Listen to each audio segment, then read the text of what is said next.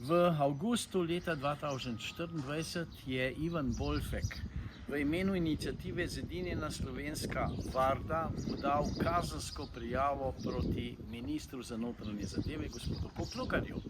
Kar veliko stvari ga obtožujejo in zanimivo je, da je specializirano državno tožilstvo to ovadbo dne 2.8. prijelo po pošti in odstopilo v reševanje pristojnemu okrožnemu državnemu tožilstvu v Ljubljani. Seveda, vsebine so zanimive, temeljijo na domnevnih kršitvah 2., 35., 36. člena Zakona o organiziranosti in delu v policiji.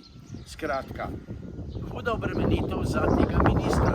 Je pa zanimivo, da so se na to ovadbo prilimali še dve politični stranki, ki iščeta svoj prostor sonce oziroma v parlamentarnih klubih. Ampak bistveno je, da je slovenska Varda sprožila postopke in zadeva stoji, nič se ne dogaja. Bomo videli, če bosta obe politični stranki imeli toliko jajc, da bi povedali tudi za to kazensko ovadbo.